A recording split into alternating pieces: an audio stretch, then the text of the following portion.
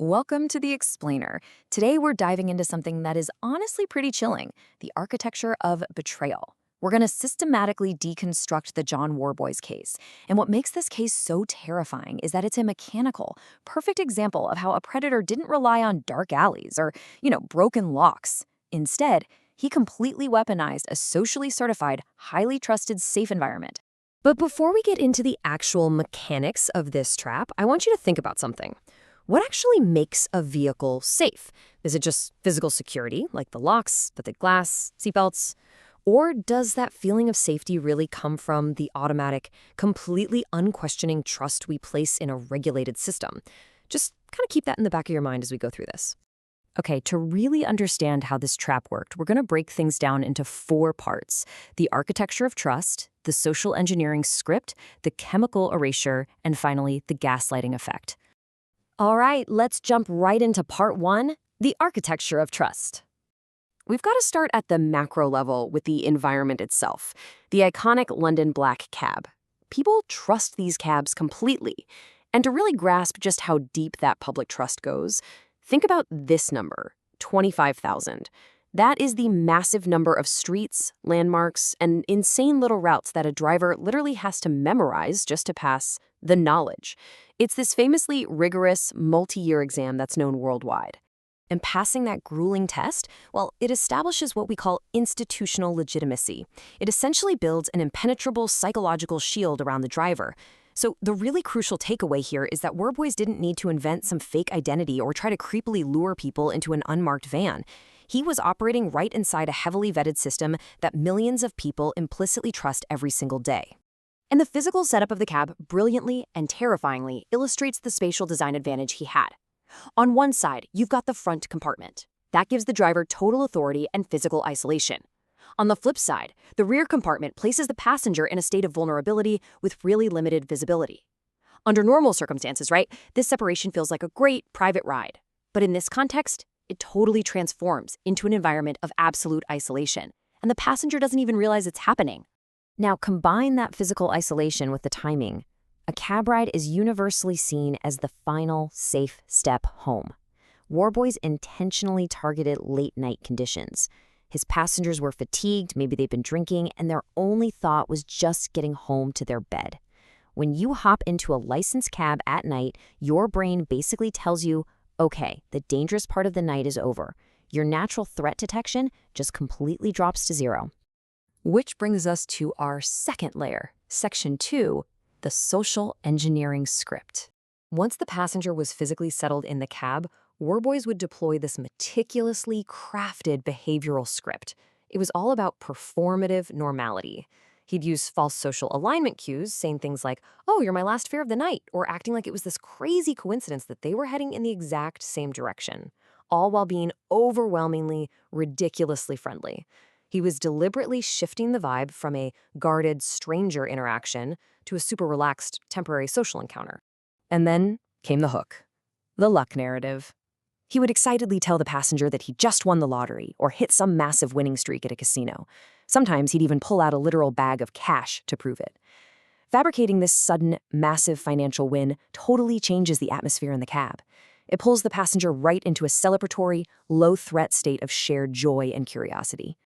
This fabricated joy is exactly what activates a really powerful cognitive bias, known as reciprocity pressure. I mean, ask yourself, have you ever felt incredibly awkward turning down a small, harmless gift from a friendly stranger? Declining a gift just feels socially incorrect.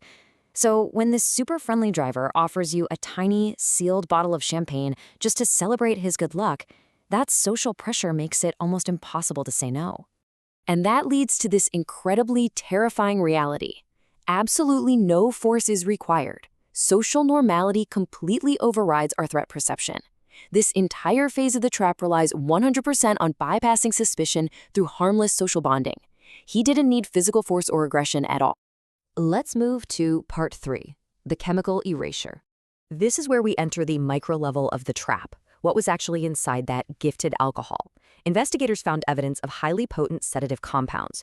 We're talking specifically about nitrazepam, a hypnotic sedative, and temazepam, which is in the benzodiazepine family. It is absolutely vital to understand that these aren't just your standard party intoxicants. These are chemical weapons explicitly designed to target a person's continuity of awareness, their perception of time, and most importantly, how they form memories. They induce a terrifying biological mechanism called anterograde amnesia. Basically, this is the profound inability to form any new memories after you ingest the substance. The predator here isn't relying on brute violence. He's actively stealing time. He is literally stealing memories from his victims so their brains can't even record the trauma. Victims experienced what's best described as a total time collapse. You start at moment A, you're having the drink, then bam, the gap, just a complete void of missing time. Suddenly, you're at moment B, maybe arriving at your destination or waking up somewhere completely different. It's a total discontinuity of your own existence, which obviously leads to massive physical and mental disorientation. The operational goal here is incredibly calculated. It's designed to prevent any reliable memory testimony and to drastically reduce the likelihood that the victim will immediately report what happened. Think about it. If you physically cannot reconstruct the timeline of your own night, you can't confidently identify what was done to you, you can't say where it happened, and because of that, you're basically paralyzed when it comes to reporting it to the authorities. Finally, let's look at the societal fallout in Section 4, the gaslighting effect. I drank too much. I must have blacked out. I must have just misremembered the night. This is the incredibly heartbreaking self-blame loop the victims instinctively default to. Because their memories are fragmented, and because society has this intense stigma around drinking and intoxication, the victim's own brain tries to fill in the blanks with the most socially plausible, but devastating, explanation. It was my own fault. And sadly, the system itself often reinforces this through a massive institutional blind spot. Early reports from victims coming out of nightlife areas were just unconsciously filtered by authorities. You've got the normalization of alcohol culture, absolutely no external witnesses because they were isolated in the cab, and these built-in systemic assumptions that intoxicated people are just unreliable. All of this severely reduced the urgency when these cases were initially assessed. This creates a highly predictable, incredibly damaging structural failure loop. The assault occurs, the victim's memory is chemically disrupted, which leads them to doubt their own account, and that directly causes a massive delay or total hesitation in reporting it.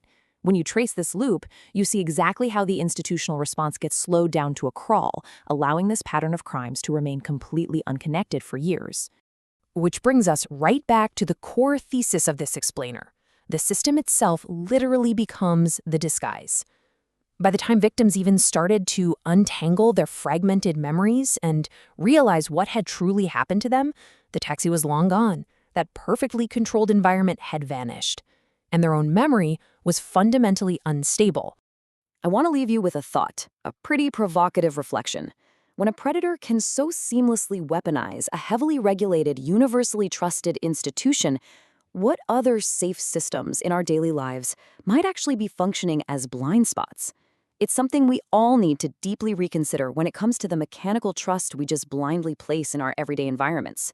Thanks for joining me for this explainer. Stay observant, keep asking questions, and I'll catch you next time.